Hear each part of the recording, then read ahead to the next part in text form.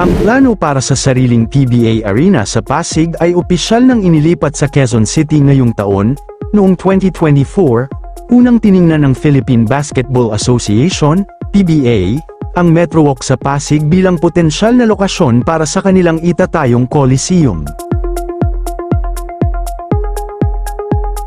At bago natin ituloy, kung ikaw ay bago pa lang sa aking YouTube channel ay huwag kalimutan mag-subscribe at e-click na rin ang bell icon para lagi kang updated sa mga bago kong upload video. Gayunpaman, sa pinakahuling update ng liga ngayong taon, nakikipagnegosasyon na sila para itayo ito sa isang 5 hektar na lote sa UP Diliman Campus, malapit sa Philcoa. Ayon sa ulat ni Kinito Henson, formal nang nagpahayag ng interes ang PBA sa lote malapit sa UP Ayala Land Techno Hub, kasalukuyan ang nakikipag-ugnayan ang liga sa University of the Philippines at Philippine Sports Commission, PSC, para rito. Target na magkasya ang 8,000 hanggang 10,000 na manunood, may laking 5 hektarya, mas malaki kumpara sa orihinal na 2 hanggang 3 hektaryang unang hinahanap ng liga. May nakahanda ng joint venture business partner na sasagot sa pagpapatayo ng Coliseum, basta't maibigay ng PBA ang lupang pagtatayuan nito, pinangungunahan ni Attorney OJ Narvasa ang negosasyon sa lupa. Gumagastos ang PBA ng humigit kumulang 43 million hanggang 45 million pesos bawat season para lamang sa upa sa iba't ibang stadium tulad ng Smart Araneta Coliseum at Mall of Asia Arena.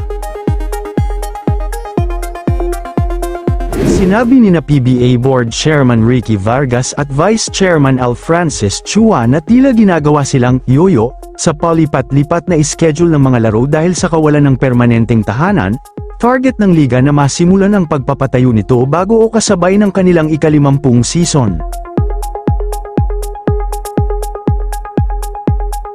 Noong huling bahagi ng 2024, nagkaroon ng seryosong mga talakayan sa pagitan ng pamunuan ng PBA at ni Chavit Singson proposed Philippine Basketball Association Arena upang maitayo ang sariling tahanan ng liga sa MetroWalk, dating payanig sa Pasig. Sa kasalukuyan, patuloy pa ring gumagamit ang PBA ng mga umiiral na pasilidad sa lungsod tulad ng PhilSports Arena, Ultra, at Inaray Sports Arena para sa kanilang mga torneo.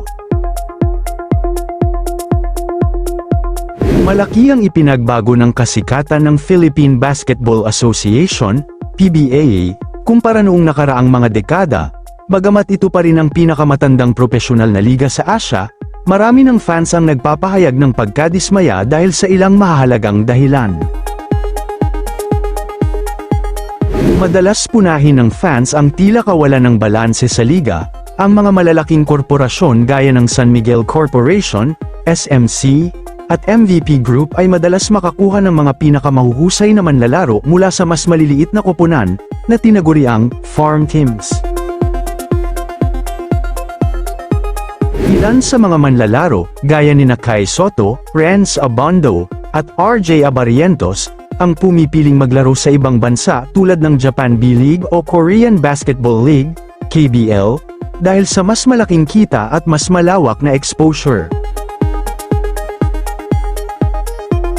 Lumakas ang hila ng ibang lokal na liga gaya ng UAAP at NCAA para sa basketball, dahil sa matinding school pride, pati na rin ang Premier Volleyball League, PVL, na humahatak ngayon ng napakaraming live audience. Kitang-kita ang maraming bakanteng upuan sa Coliseum tuwing elimination rounds, bukod sa traffic sa Metro Manila, mas pinipili ng mga tao na manood na lamang online.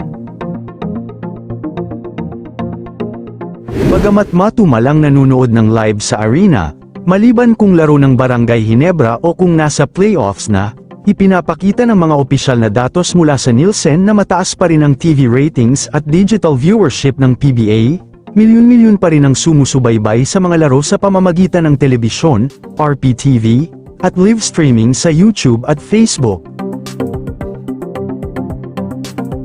Habang hindi na matutuloy ang PBA Arena sa Pasig, may itatayo namang hiwalay na UAAP Arena sa Bridgetown, Pasig na nakatakdang magbukas sa 2027. Ang stadium na ito na may 6,000 seating capacity ay posibleng rentahan din ng PBA para sa kanilang mga regular na laro kung magkakasundo sa schedule. Ang home of the UAAP ay kasalukuyang nasa ilalim ng konstruksyon sa kahabaan ng Amang Rodriguez Avenue sa Bridgetown, Pasig City.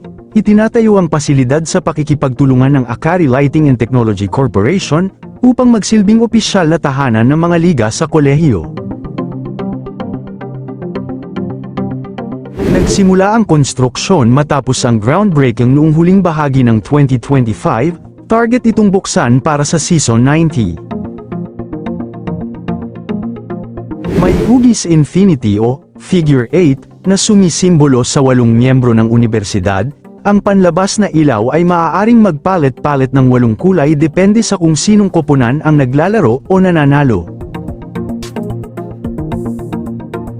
Bukod sa mga court para sa basketball, volleyball, at iba pang indoor sports, magkakaroon din ito ng mga opisina ng liga, commercial spaces para sa mga kainan, at mga parking area.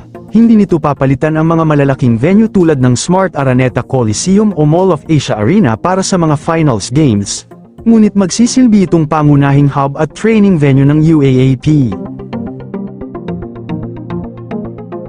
Ayon sa orihinal na 8-phase project timeline, ang taong 2026 ay nakalaan para sa malalimang pagpapatibay ng pundasyon, foundation work, at ang unti-unting pagpapatayo ng mga pangunahing haligi nito, structural assembly. Bukod sa main court para sa indoor sports gaya ng volleyball, basketball, at judo, magkakaroon din ito ng 2 practice courts, jogging oval, UAAP headquarters, offices, malawak na paradahan, tinatayang 570 slots, at mga commercial space.